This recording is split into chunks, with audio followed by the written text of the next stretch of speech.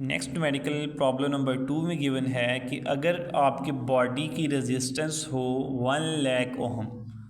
अब रेजिस्टेंस क्या होती है? रेजिस्टेंस का मतलब है opposition to the flow of charges, कि अगर एक बॉडी में से चार्जेस फ्लो करते हैं तो वो बॉडी किस हद तक उन चार्जेस को फ्लो करने से रोक सकती है, डैट इज़ कॉल्ड रेजिस्टेंस। अगर किसी बॉडी में से कम चार्जेस फ्लो करते हैं तो उसकी रेजिस्टेंस हाई होगी, और अगर किसी बॉडी में से ज़्यादा चार्जेस फ्लो कर सकते हैं इजीली तो उसकी रेजिस्टेंस लो होगी। अब रेजिस्टेंस अगर आपकी बॉडी की होती है 1 लाख ओहम जो कि गिवन है, और अगर पोटेंशियल डिफरेंस अप्लाई किया जाए 12 वोल्ट, सो आपसे फाइंड करने के लिए कहा गया कि आपकी बॉडी में से कितनी अमाउंट ऑफ करंट फ्लो करेगी। सो हम इसका आंसर दे सकते हैं by using Ohm's law. By Ohm's law जो कि है V equal I R. V potential difference है, I current and R is resistance. So यहाँ पर अगर हमारे पास दो वैल्यूज़ हैं, फर्स्ट ऑफ ऑल पूछा गया कि अगर आपके बॉडी की रेजिस्टेंस हो 1 लाख ओहम तब कितनी करंट फ्लो करेगी। सो हमने लिखा R1 और करंट को लिखा I1। और अगर सेम बैटरी वोल्टेज सेम हो, V को मैंने 1 2 इसलिए नहीं लिखा बिकॉज दोनों कंडीशन में वोल्टेज सेम है। तो अगर रेजिस्टेंस आपकी बॉडी की कम हो जाए, अब वो कैसे कम हो सकती है? अगर वेट बॉडी हो, अगर आपकी बॉडी गीली हो तो आपकी बॉडी में से करंट ज़्यादा फ्लो कर सकती है because water is a good conductor of heat of electricity. कि अगर वाटर आपकी बॉडी गीली होगी तो उसमें से चार्जेस इजीली फ्लो करेंगे, वाटर आयनाइज होगा और आपके बॉडी में से इजीली चार्जेस फ्लो कर सकते हैं। तो यहाँ पे आपके फॉर ड्राई स्किन है, for dry skin resistance given है 1 lakh ohm. For wait skin जो रेजिस्टेंस है वो गिवन है 1000 ओहम। तो दोनों कंडीशंस में दोनों रेजिस्टेंस की हेल्प से हमने करंट फाइंड करनी है।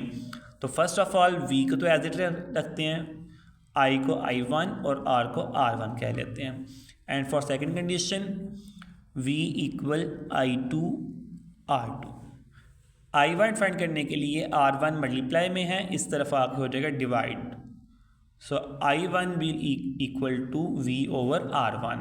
सो I1 फाइंड करने के लिए V पुट करेंगे 12 वोल्ट और R1 पुट करेंगे 1 लाख ओहम। जब इनको डिवाइड किया जाएगा 12 एज इट इज़ 1 2 3 4 5 0, आप इसको लिख लें 10 इज पावर 5। नेक्स्ट इसको अगर हम ऊपर ले जाते हैं, शिफ्ट करते हैं, तो 10 इज पावर प्लस 5 जो है ये -5 में कन्वर्ट हो जाएगी। 12 को अगर साइंटिफिक नोटेशन में लिखा जाए तो बनेगा 1.2 मल्टीप्लाई 10 इज पावर 1, 10 की पावर -5 वैसे ही।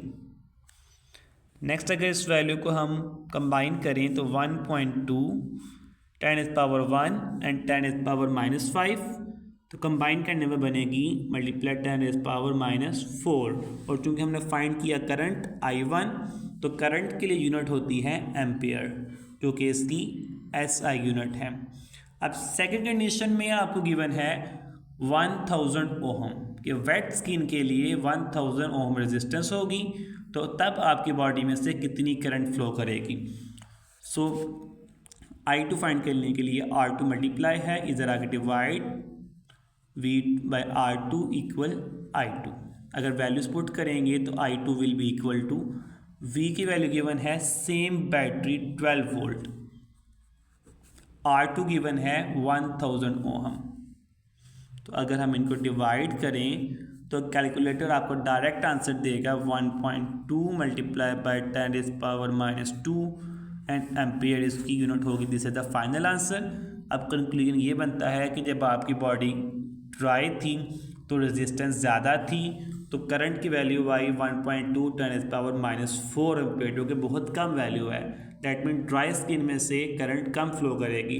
और जब आपकी स्किन वेट थी तो उसमें रेजिस्टेंस कम हो गई, और रेजिस्टेंस कम होने से करंट ज़्यादा फ्लो करेगी 1.2 10 इज पावर -2 एम्पियर।